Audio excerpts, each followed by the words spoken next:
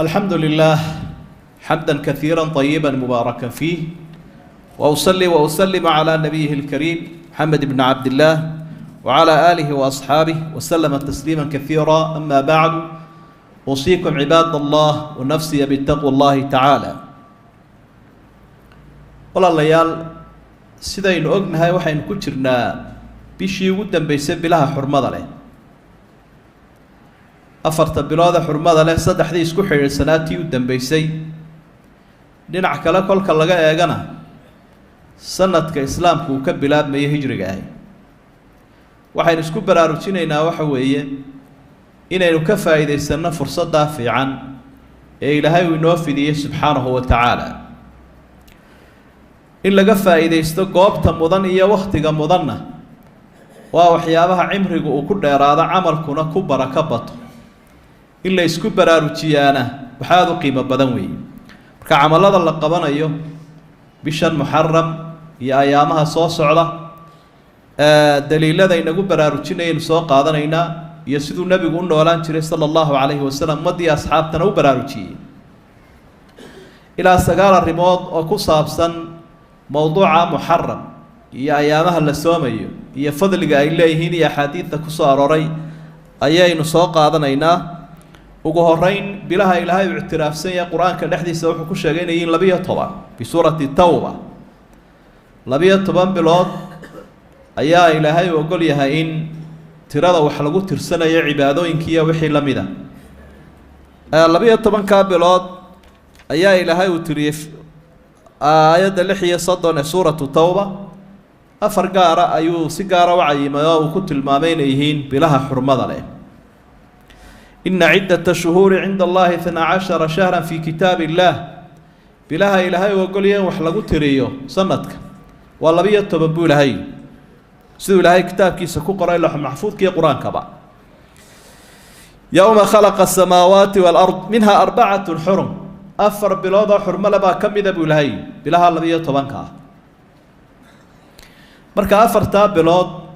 3 way xidhiidhsan yihiin siduu nabigu inoo sheegay sala allahu calayhi wasalam: dulqacda, dulxija, muxaram. rajabna waa iyaduna gooni. ilaahay baa sii faaleeya wuxu uhi dalika diinu lqayim, diinta toosani waa taa ilaahay idiin tilmaamee raaca. falaa tadlimuu fiihina anfusakum, naftiinna ha dulmiyin oo ha ku gardaroonin oo dembi ha samaynina bilaha xurmada la dhexdooda. dembigaa sii badan. waxaa labaad oo uu nabigu inoo sheegay sala allahu calayhi wasalam, soomka la soomayo waa camaladii la qabanayay ayaamaha soo socda. soomka la soomayo bishan muxaram guud ahaanba inuu yahay soomka ugu fadli badan bacda ramadaan. xadiid saxiixu muslim ku sugan min xadiidi abi hurayra, nabigu calayhi salaatu wasalaam wuxuu uhi afdalu siyaami bacda ramadaan shahru llahi almuxaram, ay siyaamu shahri llahi almuxaram. bisha ramadaan soomka soo raaca xagga fadliga waa soomka la soomaya bisha ilaahay ee muxaram. bilahoo dhan ilaahay baa iska leh, laakiin maadaamuu nebigu bishan si gaara ilaahay ugu nisbeeyey, idaafadaasi tashriif bay sheegaysaa iyo fadliga bishan inuu aada u badan yahay. markaa guud ahaanba soomkiisuu dhiiri gelinayaa nebigu calayhi salaatu wasalaam bishan in la soomo. waxaa kaloo bukhaari ku sugan min xadiid ibni cabbaas, nebigu wuxuu tegey sala allahu calayhi wasalam madiina, wuxuu arkay yahuuddoo soomaya. wuu su-aalo wuxuu uhi maalinkan aad soomaysaan muxuu ahaa? waxay idhahdeen waa maalinkii ilaahay uu nabadgeliyey nebi muuse iyo reer banu israa'iil, fircoon ka badbaadiyey ee fircoonna uu halaagay. sidaa daraaddeed baanu u soonnay annagoo weyneynayna. rasuulku sala allahu calayhi wasalam wuxuu uhi dee anaaba nebi muuse idinka xigoo dee ambiyadii ilaahay baanu isku nahay iyo islaamkii, ila iyagu waa gaaloobeen reer banu israa'iil. markaasuu nebigu soomay, ummaddii asxaabtana wuxuu faray inay soomaan. soomka la soomayo cashuuraa, culammadu waxay tilmaamaan berigii hore inuu waajib ahaa. amarkaa uu nebigu bixiyey sala allahu calayhi wasalam intii aan ramadaan la waajibinin. soomka waajibkii halka ramadaan ku jiraa wuxuu ahaa maalinkaa muxaram 10 ay tahay in la soomo, yowmu cashuuraa loo yaqaano. markii ramadaan ilaahay uu waajibiyey ayaa maalinkaa waajibnimadii laga nasakhayo sunna ayuu noqday. ونسخ إلى بدل أثقل من الأول شيء إلى هذا علماء الأصول كالدنبال لقول نسخي كي هوري أيا كعريس بدن إنك سدو حق أجري كبدنيا أنت اللبادة ترتاوح وهي فضل صيام عاشوراء مركو الرسول كورمي صلى الله عليه وسلم مالك صوص على عاشوراء صوم كيس وحول صيام يوم عاشوراء أحتسب على الله أن يكفر السنة التي قبله حديثك مسلم waxaan ilaahay ka rajaynayaa ama aan ajri kaga doonayaa inuu igaga dhaafo maalinta cashuura soomkeeda sanadkii hore wixii dembi ahaa ee dhacay ibn Abbas Allah ka raali noqday isaguna wuxuu yiri maan arag nabi Muhammad sallallahu alayhi wasallam yataharra siyama yawmin faddalahu ala ghayri illa hada al-yawm wa hada ash-shahr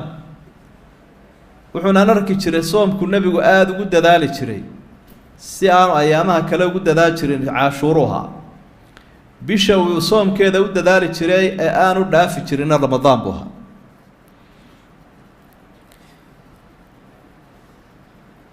waxa kala iyaduna nabiga ka sugan sallallahu alayhi wasallam qodobka saddexaad oo sida ugu waafisan ugu wanaagsana inaynu soonno maalinka sagaalaad oo maalinka sagaalaad iyo maalinka tobnaad la israaciyo ابن عباس وحا وصورنا يا حديث صحيح مسلم كسوغان والنبي صلى الله عليه وسلم مركي وامر كبحيي او لها الله صومه مالين كاتبناد ايا اصحابته اي كود هذا يهودا صومه مركا رسولك صلى الله يهودا يا وحا وينيه الى النصارى لبدا قلا وينيه مركا وحول ان شاء الله مركو سندك سو سودا يمادو صمنا التاسع waxaynu ku dari doonaa ka sagaalaad baynu soomi sida culimadu u fasireen waxa weey ka sagaalaadna waynu soomi kii hore aynu soomi jirnaa cashuurana waynu ku darin laakiin ma aha ka sagaalaad baynu soomiyo ka tobnaad baynu iska dayn sida culimada qaar u fasireen qayb baa waxay u fasireen mar hadduu nabigu yiri sanadka soo socda ka sagaalaad baynu soomi kaasun baa lagu gaabsanayaa weey laakiin tafsiirka culimadu u badan yihiin nusuustana lagu jamcinayaa waxa weey sagaalaad iyo tobnaad baynu isku darin xigmadda markaa loo soomeeyo kaas sagaalaad waa saddex arrimood sida xadiidkan ka muuqanaysa waa khilaafan lilyahuud in yuhuudda la khilaafo iyo in la isku xidhiidhiyo maalinka tobnaad iyo maalin kale ku lamaan sidii loo yidhi markaad jumcaha soomtaba maalin ka horeeya ama maalin ka dambeeya raaci iyo al-ixtiyaad fi siyaami yawmi cashuuraa iyo iyadoo loo dadaalayo maalinkan tobnaad soomkiisa oo haddii aad la seegto sagaalkii inuu kugu dhaco markaa isagoo uu ku waafaqo haddii ay dhacdaba qofka in ama dadka ay ka qarsoonto waqtiga ay muharram bilaabantay waxa sunnah bay leeyihiin culimadu inuu 3 maalmood la soomo 8aad 9aad 10aad haddii 8aad la soomo 9aad buu kugu beegmi karaa 9aadna 10aad buu kugu beegmi karayaa iyadoo cibaadada loo dadaalayo waxaa nabigu sallallahu alayhi wasallam uu tilmaamay maalinkan tobnaad soomkiisa inuu rajaynayo inuu ilaahay ku dhaafo sanadkii hore dambiga lagu dhaafaya waakee imaam an-nawawi rahimahullah waxa uu ku soo aqwaasha culimada markuu ka waramaya waxa uu leeyahay fil majmuu' yukaffiru saghira wa yukhaffifu al-kabira dambiga yar ilaahay uu ku dhaafaya dambiga weyna ilaahay uu ku fududaynaya وسأل لو كسية دم بجوين إنه قال الله يسوي توبة بوباهية إن الله لو قد توبت كنا سبحانه وتعالى لكن ربي واقف ضينيا وحمودان إن للصحة قلت كدتك قاركود يفهمين ودتك قاركود بهذه يشير لور وريقول لما رئيسته نصوصته والله جاي أبى ربيتان كود إن نصوصته الضباوضان دتك قاركود بوحي إسكسوا مانون مالين كاسة على هذا مطبنات dabeetana waxay yiraahdaan kol hadii uu nabigu uri sanadka dambigiisii baa lagu dhaafaya kaasaaba faralka naga filan fikradaasina waa mid qaldan sunnayaashu ma gali karaan halkii faralka ma buuxin karaan ilaahay soomku ku waajibiyay dadka soomka nadarka soomka kafaarada iyo soomka ramadaan sunna buuxin kara halkii soo gali kara ma jiro ee faralka sidiisa loo soomayaa qofka lagama daynayo marnaba kari karaya sunnihiina waa ku daraya waxa culimadu isweydiiyaan hadii uu qofka lagu leeyahay soom qada ah مثلا sida ramadaan oo kale qalaheedii baa lagu leeyahay ama nadarkii iyo kafaara gudkii soomkii faradka ah ma soomi karayaa sagaalka iyo tobanka iyo sunnayaasha kaleba culimmadu aqwaal bay leeyihiin saddex madhab qolo ka midii waxay leeyihiin sida madhabulxanaabila mar haddii qofka lagu leeyahay faral ma soomayaba sunne mana ka ansaxaya bay idhaah sidaa daraaddeed waa inuu xil baxaayo daynta ilaahay baa mudan buu nebigu sala allahu calayhi wasalam daynta ilaahay baa ku habboon in la bixiyo markaa ilaahu dayntaa faradkaa qofku iska bixiyo soomka faradkaa sunnamaba soomayo qayb ka midina waxay leeyihiin sida shaaficiyada iyo maalikiyada waa soomi karaa waa se laga wanaagsan yahay inuu sunno soomo isaga oo faralkii lagu leeyahay faralka ha horreysiiyo qolyo kalena waxay leeyihin mee wuu soomi karaa oo soomkani deg deg maaha wuu dib ridi karaa qallihiisa mar layba waxaa habboon oon la isku khilaafsanayn faralka in loo degdegoon la fudaydsanin marka inta aada soomi lahayd sunno horta faralka iska bixi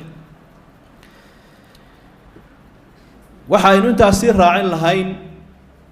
qodobka sagaalaad sawmu yowmi caashuuraa ama caashuuraaba maalinkaa tobnaada muxaram sida ay u aaminsan yihiin ummadda hadyigii nebiga ku toosan sala allahu calayhi wasalam waa sida nusuustaasi sheegtay ayaynu u raacaynaa waana say u dhaqmi jireen saxaabada iyo salafuna saalix dadkii wanaagsanaa waxaa jira ummadaha islaamka sheeganaya qalloocday qaar baa ku xadgudba laba dhinac labadaba qolada shiicada la yidhaahdaa maalinkan caashuuraa waxay ka dhigteen ma'tam maalin la murugoodo la baroorto oo silic iyo darxumo la muujiyo oo adiga arkaya ee ay isbukaasayaan silsiladaintay qaataan baa jidhka lala dhacaya madaxana faash baa lala dhacaya dhiig badan baa la iska sii daynaya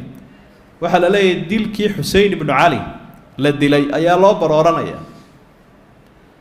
arrintaasi waa arrin qalada oo dembiya oo aan sharciga meel ku lahayn oo intaasoo saddexdii qarniyo wanaagsanaa nebiga calayhi salaatu wasalaam iyo saxaabadu ay hormuudka u ahaayeen wax ka yimi maaha waa bidcatun munkara waxaad u foolxun wey xuseen ibnu cali allaha ka raali noqde waxaa ka fadli badnaa afartii khulafada aabbihii uu ka mid ahaa midna looma samaynin baroorta caynkaas oo kale ah waxyaabaha ay aada u dhiirigeliyaan weeye shisheeyuhu iyo dowladaha gaaladu dhaqaalay ku bixiyaan waxaa la yidhaahdo mawaakibtaas shiicada iyo xuska noocaas oo kale ah iyagoo doonaya sawir foolxun inay ka muujiyaan ummadda islaamka oo ay idhaahdaan kuwaas dee insaaniyaddaba garan maayaan sidaa isu dilaya kuwa sidaa isu dilayaama dadbay dadka kale uga raynayaan marka way maalgeliyaan oo way dhiiriyaan oo iclaamkay dhigaan si ay ummadahooda ugu sheegaan inay iyagu xaqa insaanka garanayaan oo muslimku aanu garanayn taasi markaa waa bidco aynu arki doonno ayaamaha soo socda iyagoo samaynayo in laga feejignaado ay tahay oo diin la moodine bidco inay tahay aynu ogaano arrinta labaadna waxa weeye nimanka nawaasibta la yidhaahdo oo iyaguna cagsa shiica ah nawaasibtu waxa weeyaan dhinaca kaley tegeen oo cali ibnu abidaalib iyo aalubeytka ayay iyaguna la colaatamaan oo ay caayi jireen oo shaam bay ku noolaayeen haddana kusii noolyihin iyaguna ayaamaha dhinaca kale u shaqeeyaanoo waa la dabaaldegaayo waa la farxaayo ciid baa laga dhigtaayo cunnadaa la badiyaayo aad bay isu casuumaan iyaga oo markaa iyaguna ku diganaya dilkii cali ibnu abi aalib iyo xusein dilkiisii oo shiicada la ficiltamaya markaa labadaa aragtiyoodba waa diin maaha waa iska aragti qalloocanune iyadana waa ku baraarugsanaanaynaa wax lagu dayananayana maaha waa wax laga feejignaanayo markaa dariiqada fiican ee loo noolaanayo ama diinta loogu camal falaya ayaamahan soo socda waa sidaas weeye allahuma arina alxaqa xaqan warzuqna itibaaca wa arina albaaila baila warzuqna ijtinaabah اللهم أصلح لنا ديننا الذي هو عصمة أمرنا وأصلح لنا دنيانا التي فيها معاشنا